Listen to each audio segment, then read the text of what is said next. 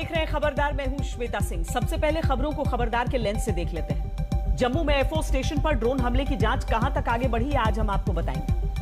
क्योंकि बात सिर्फ एक ड्रोन हमले की नहीं है, लगातार 2 रात से जम्मू में ड्रोन मंडरा रहे हैं और वो भी सैन्य ठिकानों के ऊपर। जम्मू के कालूचक मिलिट्री बेस पर रविवार को रात को 2 ड्रोन देखे गए जो फायरिंग के बाद गायब हो गए। सवाल यह है कि ये ड्रोन आखिर कहां से आ रहे हैं और कहां गायब हो जाते हैं। आज हम आपको यह भी बताएंगे कि कैसे ये ड्रोन अब पाकिस्तान के आतंक का लो कॉस्ट मॉडल बन गए हैं, जिनमें खर्च भी कम है, खतरे भी कम है और दूसरों के लिए चुनौती भी बहुत है। आतंक की इस नई उड़ान को मार गिराने के लिए भारत का काउंटर प्लान क्या है और कैसे साइज में छोटे ड्रोन को इंटरसेप्ट करना और उन्हें मार गिराना बड़ी चुनौती है, यह भी हम आपको बताएंगे। इसके बाद हम आपको वैक्सीन पर भारत के नए वर्ल्ड रिकॉर्ड के बारे में बताएंगे। पिछले हफ्ते भारत ने करीब 4 करोड़ लोगों को वैक्सीन की डोज दी। ये कई देशों की कुल आबादी से भी ज्यादा है। वैक्सीनेशन के मामले में भारत ने कैसे सुपर पावर अमेरिका को छोड़ दिया है पीछे, इसे आज समझना बहुत जरूरी है। और शुरुआत में ही आपको एक्स्ट्रा खबरदार कर देते हैं। मिसाइल के क्षेत्र में आत्मनिर्भर भारत की ताकत आज और बढ़ गई। भारत ने आज अपनी अग्नि मिसाइल की अगली सीरीज अग्नि प्राइम को उड़ीसा से लॉन्च किया।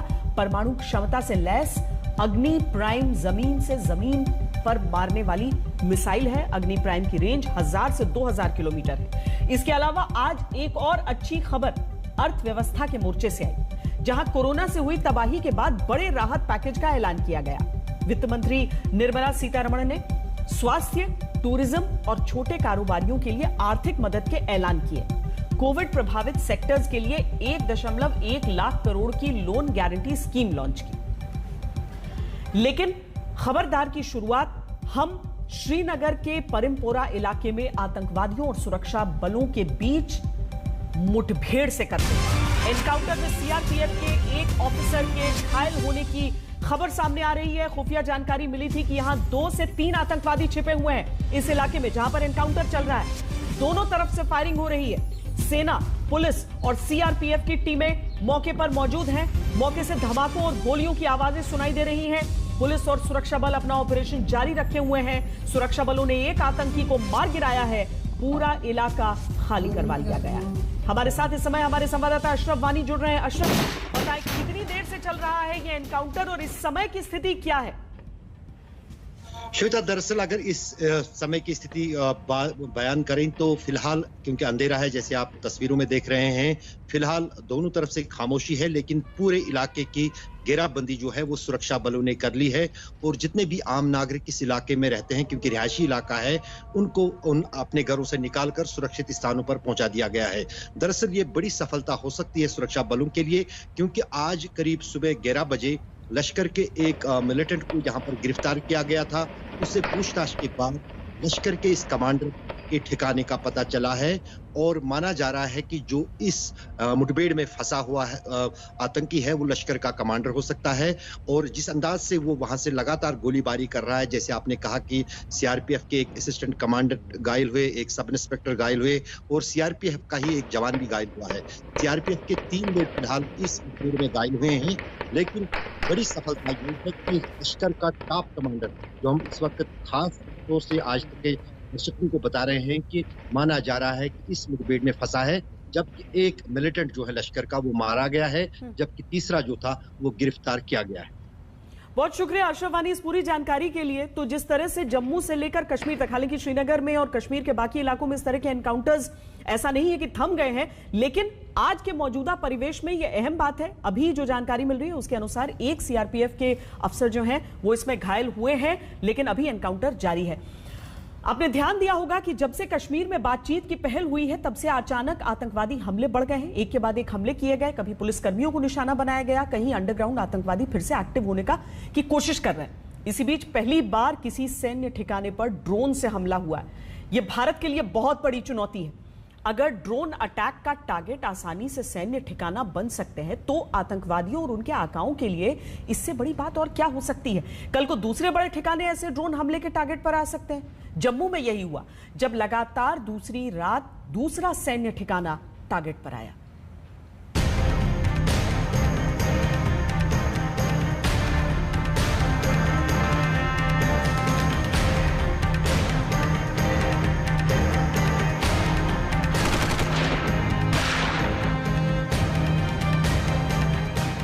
एयरफोर्स स्टेशन फिर आर्मी कैंप। 24 घंटे में ड्रोन अटैक की दूसरी साजिश। छोटे ड्रोन से बड़ी साजिश का बड़ा प्लान।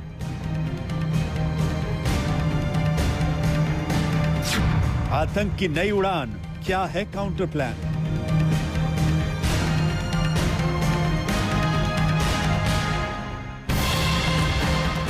जम्मू के एयरफोर्स स्टेशन में जो हुआ वो आर्मी कैंप में भी हो सकता था अगर हाई अलर्ट ना होता, अगर जवान मुस्तैद ना होते। अभी जम्मू ड्रोन अटैक की जांच चल ही रही है। 24 घंटे के भीतर फिर 2 ड्रोन दिख गए। इस बार इन ड्रोन का टारगेट जम्मू का ही कालूचक मिलिट्री बेस था। रविवार की रात को 11:45 पर पहला ड्रोन दिखा। करीब 3 घंटे बाद रात 2:40 पर दूसरा ड्रोन दिखा।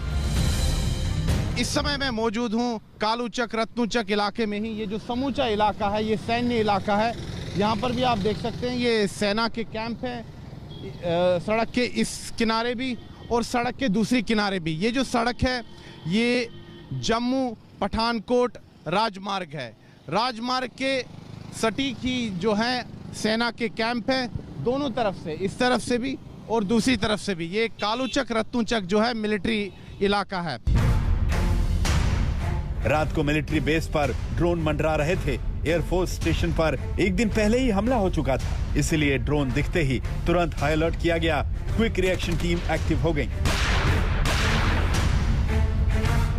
ड्रोन को गिराने के लिए सेना ने करीब 20 से 25 राउंड फायरिंग की। फायरिंग के बाद अंधेरे में ड्रोन गायब हो गए। सर्च ऑपरेशन चलाया गया लेकिन ड्रोन के कोई अवशेष नहीं मिले। चूंकि पहले से ही जम्मू कश्मीर में जो है हाई अलर्ट घोषित था एयरफोर्स पर धमाकों के बाद, एयरफोर्स स्टेशन पर धमाकों के बाद, तो इसीलिए जो मुस्तैद सैनिक थे उन्होंने तुरंत जब ड्रोन्स को देखा तो उस पर फायर किया। लेकिन चूंकि अंधेरा था तो ड्रोन को मार तो नहीं गिराया गया, लेकिन ड्रोन वहां से फिर दिखाई नहीं दिए। उसके बाद गहन तलाशी अभियान जो है वो शुरू हुआ। अभी भी जो है तलाशी अभियान जारी है रत्नूचक मिलिट्री एरिया में भी और कालूचक मिलिट्री एरिया में भी। फायरिंग में अगर ड्रोन गिरे होंगे तो कहीं उनके कुछ अवशेष जरूर मिलेंगे, लेकिन ऐसा हुआ नहीं। तो इसका मतलब यही है कि फायरिंग के बाद ड्रोन भाग गए। लेकिन सवाल यह है कि ड्रोन ऑपरेट कौन कर रहा है, इसका रिमोट कंट्रोल किसके पास है, ये कहां से आ रहे हैं और हमला करके कहां वापस जा रहे हैं। एयरफोर्स स्टेशन पर हमले में भी यही हुआ। अब तक की जांच में ड्रोन के अवशेष नहीं मिले, यानी ये विस्फोटक से लैस होकर आए और एयरफोर्स स्टेशन पर हमला करके आसानी से वापस चले गए।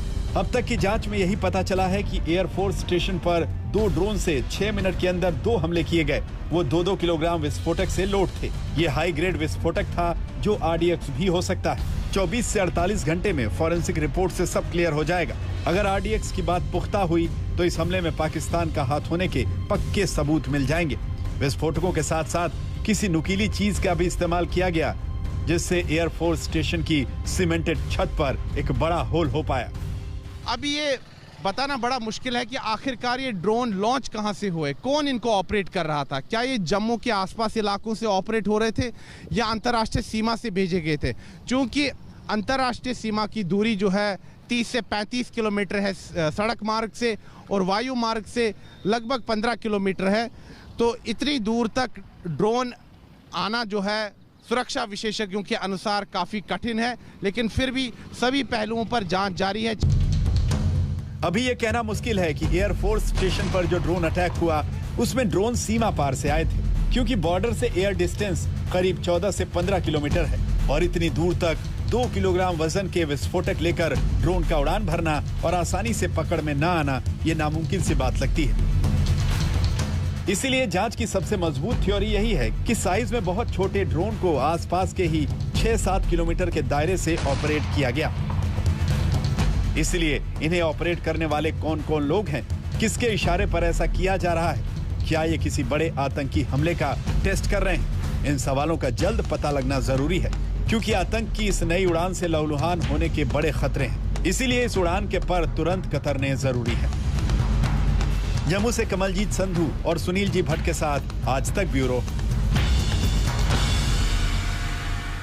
ये पाकिस्तान के आतंक का लो कॉस्ट मॉडल है। क्योंकि ड्रोन हमले में जमीनी हमले की तुलना में खर्च कम है, खतरे कम है, आतंकियों के पकड़े जाने का रिस्क नहीं होता, छोटे ड्रोन आसानी से दिखाई नहीं देते, कम ऊंचाई पर उड़ने की वजह से ये रेडार की पकड़ में भी नहीं आते। पाकिस्तान इन ड्रोन्स का 3 तरीके से इस्तेमाल करता है। पहला तरीका ये कि बॉर्डर पर सीमा पार से हथियार, गोला बारूद, ड्रग्स भेजता है। दूसरा तरीका ये कि आतंकी घुसपैठ कराने के लिए वो पहाड़ी इलाके के गैप पर नजर रखने के लिए ड्रोन का इस्तेमाल करता है।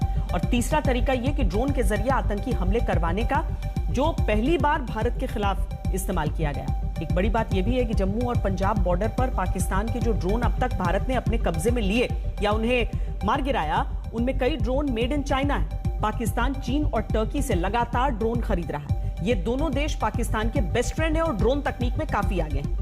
ये भारत के लिए नई चुनौती है, क्योंकि पाकिस्तान अपनी ड्रोन ताकत को बढ़ा रहा है, ड्रोन को आतंक के नए हथियार के तौर पर इस्तेमाल कर रहा है। चीन और टर्की जैसे देश उसे सपोर्ट कर रहे हैं, जिनमें एक भारत का दुश्मन नंबर 1 देश है, दूसरा भारत विरोधी देश है। पाकिस्तान इस ड्रोन वाली साजिश में कई महीनों से लगा है। वो आतंकियों को ड्रोन दे रहा है, हथियार दे रहा है, गोला बारूद दे रहा है। जम्मू में हुए हमलों ने यह बात साबित कर दी है कि ड्रोन वाली इस साजिश का रिहर्सल किया जा चुका है और आने वाले दिनों में बड़ा खतरा हो सकता है।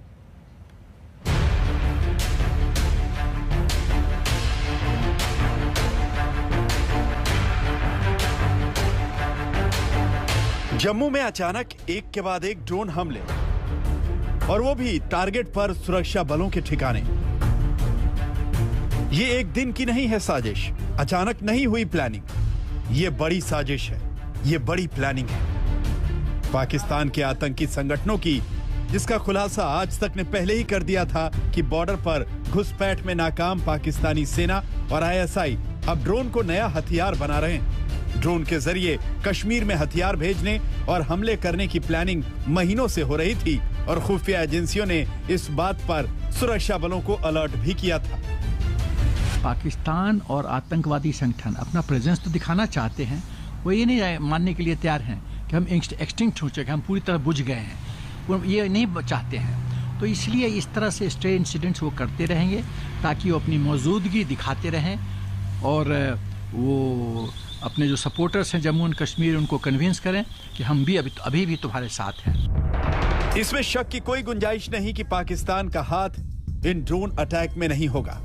अगर सीमा पार से ड्रोन नहीं आए तो कश्मीर में पाकिस्तान के रिमोट कंट्रोल से चलने वाले आतंकी संगठनों ने इन ड्रोन अटैक को अंजाम दिया होगा, क्योंकि खुफिया रिपोर्ट्स में यह खुलासा हुआ है कि पाकिस्तान आर्मी और आईएसआई कश्मीर में ऐसे छोटे ड्रोन देने की कोशिश में जुटे हैं, जिससे कश्मीर में मौजूद लश्कर और हिजबुल के आतंकी सुरक्षा बलों पर आईईडी से हमला कर सके। इसके लिए पाकिस्तानी आर्मी और आईएसआई ने पीओके में तेजिन के अपने पुराने आर्मी कैंप को आतंकियों की ट्रेनिंग के लिए भी दिया था।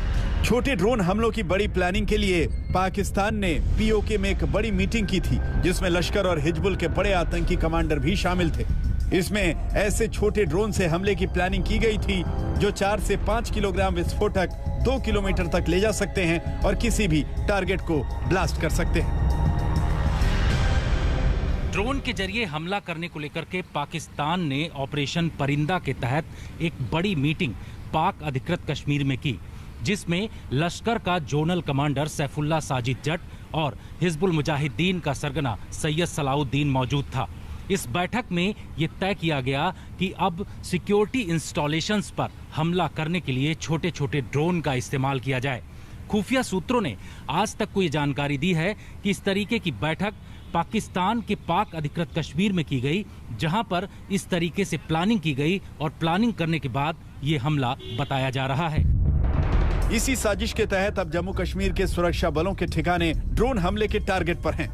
एलओसी और इंटरनेशनल बॉर्डर पर घुसपैठ में नाकाम पाकिस्तान ने ड्रोन को आतंक के नए हथियार के तौर पर इस्तेमाल किया है। यह संदेह इसलिए भी पक्का होता है क्योंकि 2 साल से बॉर्डर पर पाकिस्तान की ड्रोन वाली आतंकी हरकतें बढ़ी हैं। ड्रोन का इस्तेमाल हथियार और ड्रग्स गिराने में हो रहा है। जम्मू कश्मीर ही नहीं, पंजाब बॉर्डर पर भी सीमा पार से ड्रोन देखे गए। यहाँ तक कि इस वक्त जब सीमा पर सीज फायर है, तब भी ड्रोन से कश्मीर में पाकिस्तान की हथियार और गोला बारूद की सप्लाई चल रही है, जिसका खुलासा खुद सीडीएस जनरल बिपिन रावत कर चुके हैं। इस तरह से हमने देखा है कि हथियार और असला ड्रोन के जरिए हमारे देश में भेजा जा रहा है।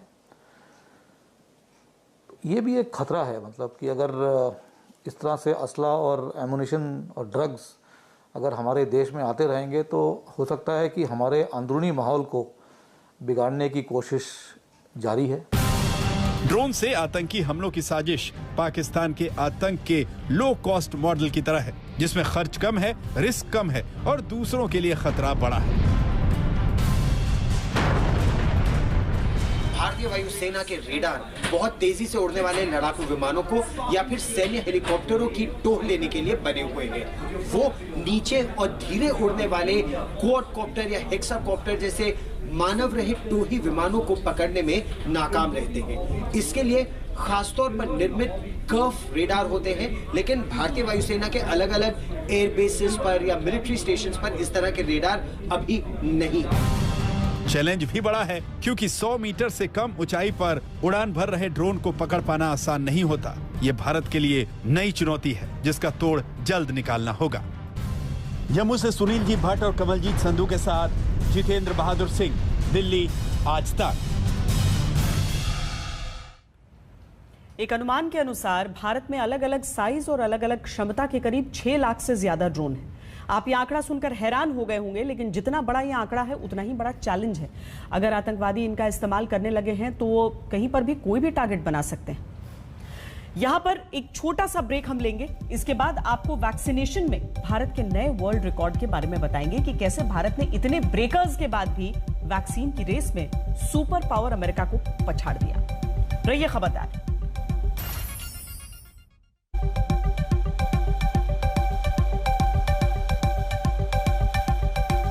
आप देख रहे हैं खबरदार। वैक्सीनेशन की रेस में भारत के सामने बड़े बड़े ब्रेकर थे। वैक्सीन की किल्लत थी, राजनीति का टकराव था, लोगों में डर था, हिचक थी। इसके बावजूद भारत ने वैक्सीन की बाधा दौड़ में बड़े बड़ों को पीछे छोड़ दिया।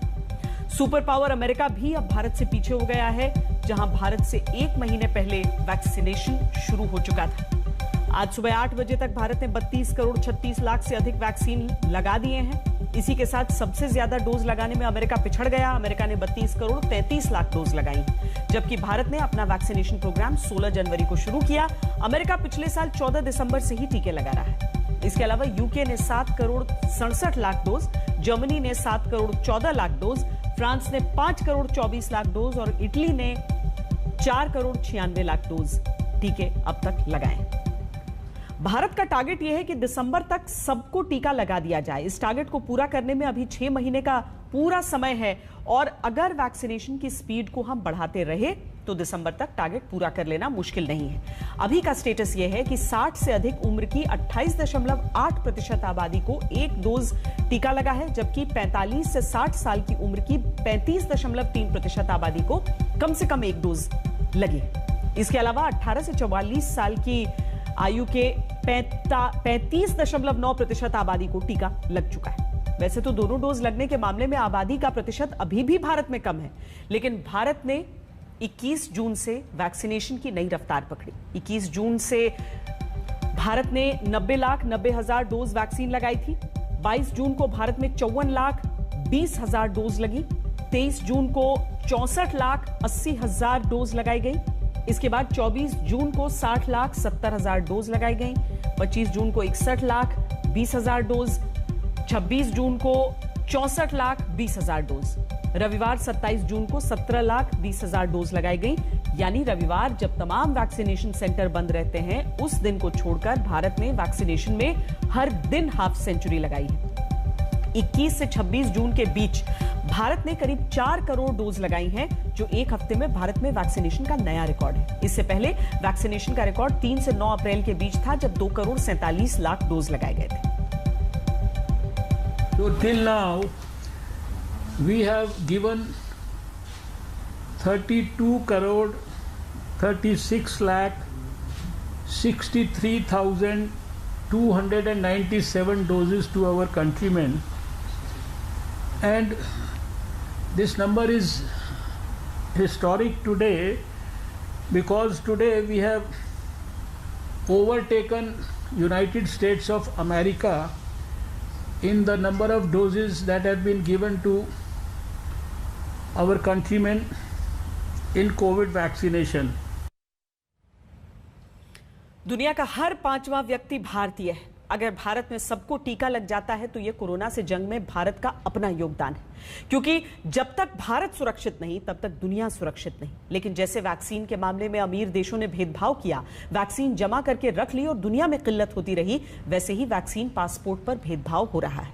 यूरोपियन यूनियन ने 1 जुलाई से संघ के सदस्य देशों में यात्रा करने वालों के लिए जरूरी गाइडलाइंस जारी कर दी है। इसके तहत 4 बड़ी फार्मा कंपनियों की वैक्सीन लगाने वाले यात्रा कर सकेंगे। इस लिस्ट में भारत की कोविशील्ड नहीं है, लेकिन हैरानी की बात यह है कि इस लिस्ट में एस्ट्राजेनेका की दूसरी वैक्सीन वैक्सजेविरिया को रखा गया है। कोविशील्ड भी एस्ट्राजेनेका के फॉर्मूले पर ही बनाई गई है, लेकिन यूरोपियन यूनियन यहां एक ही फॉर्मूले से तैयार 2 वैक्सीन के साथ दोहरा मापदंड अपना रहा है।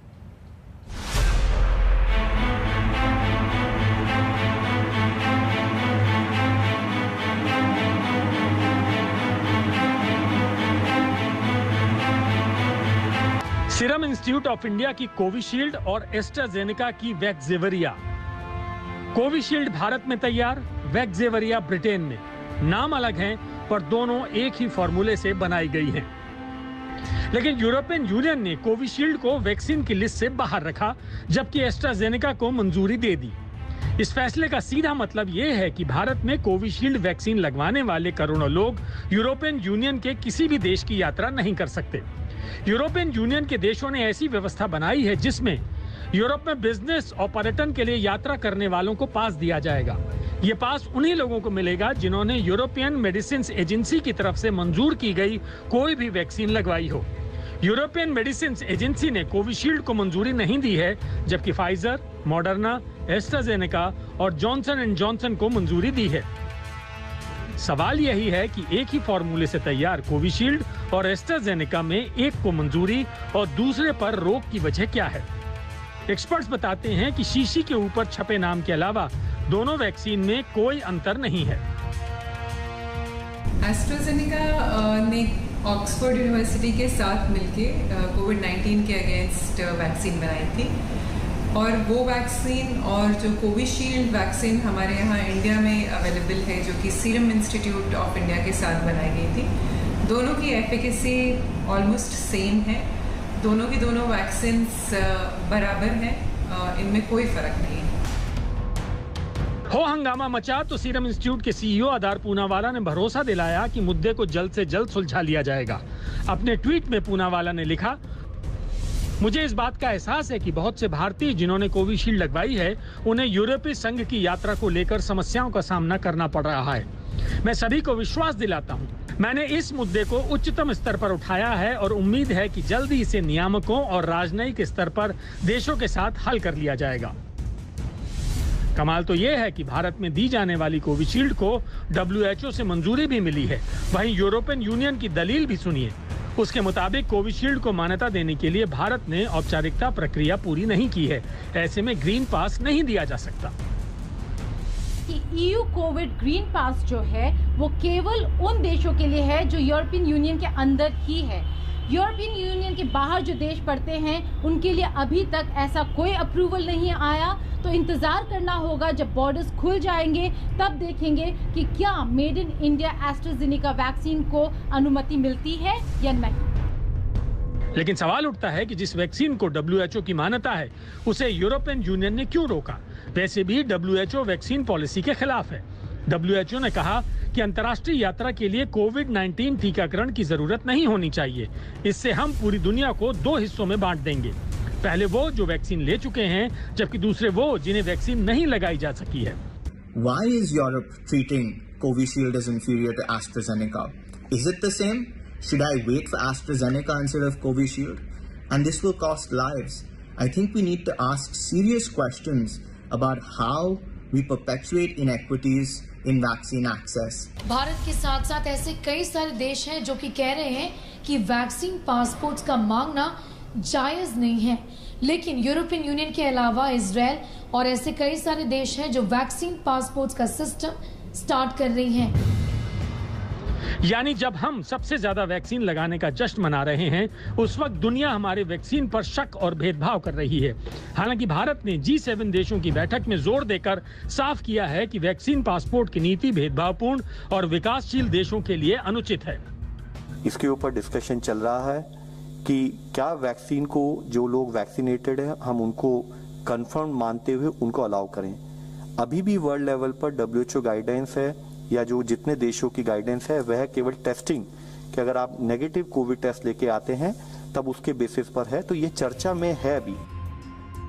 सवाल उठता है कि वैक्सीन को लेकर पूरी दुनिया में एक नीति क्यों नहीं बनती और क्या इसके पीछे अंतर्राष्ट्रीय फार्मा कंपनियों की आपसी प्रतिस्पर्धा है। अगर कोई भी वैक्सीन लोगों को कोरोना वायरस के संक्रमण से बचाने में पूरी तरह कामयाब नहीं है तो इसका डेटा जारी क्यों नहीं होता, और अगर वैक्सीन कारगर है तो फिर बहस क्यों है। वैक्सीन को पेटेंट मुक्त करने की बात हो सकती है तो वैक्सीन के सिंगल अप्रूवल पर सहमति क्यों नहीं बन सकती। दिल्ली से मिलन शर्मा, स्नेहा मोरदानी और गीता मोहन के साथ आज तक ब्यूरो। कोरोना के समय में किस देश के लोगों को वीजा देना है, कहां के लोगों पर ट्रैवल की पाबंदी लगानी है, इस पर हर एक देश अपनी अपनी नीति तैयार कर रहा है। आइए जान लेते हैं कि भारत के लोगों का कहां वीजा मिल रहा है, कहां नहीं मिल पा रहा है। जर्मनी ने भारत के लोगों पर कड़े ट्रैवल बैन लगा रखे हैं, जबकि अमेरिका ने सिर्फ छात्रों और कुछ अपवाद को अगर हम छोड़ दें भारत के लोगों को ट्रैवल की मंजूरी नहीं दी है। तुर्की भारत के लोगों को ट्रैवल की इजाजत तो दे रहा है, लेकिन RT-PCR टेस्ट रिपोर्ट देना होगा और 14 दिन क्वारंटीन रहना होगा। भारत से दक्षिण कोरिया जाने वालों को अगर कोविशील्ड वैक्सीन लगी हुई है तो कोई अतिरिक्त जरूरत नहीं है, लेकिन कोवैक्सीन लगवाने वालों को क्वारंटीन में रहना होगा। रूस, सर्बिया, कोस्टारिका, मिस्र, दक्षिण अफ्रीका, अफगानिस्तान, किर्गिस्तान, अल्बानिया जाने के लिए भारतीयों को सिर्फ RT-PCR टेस्ट की जरूरत है। और अब बात करेंगे रक्षा मंत्री राजनाथ सिंह की लेह लद्दाख दौरे की। रक्षा मंत्री राजनाथ सिंह 3 दिनों के लद्दाख दौरे पर हैं। आज दूसरे दिन राजनाथ सिंह ने सीमा सड़क संगठन की बनाई हुई 63 बुनियादी परियोजनाओं का उद्घाटन किया। ये वो सड़क और पुल हैं जो सरहद के बिल्कुल पास की हैं, यानी सामरिक महत्व की हैं। इन सड़कों के एक्टिव होने के बाद बॉर्डर पर भारत की स्थिति मजबूत हुई है।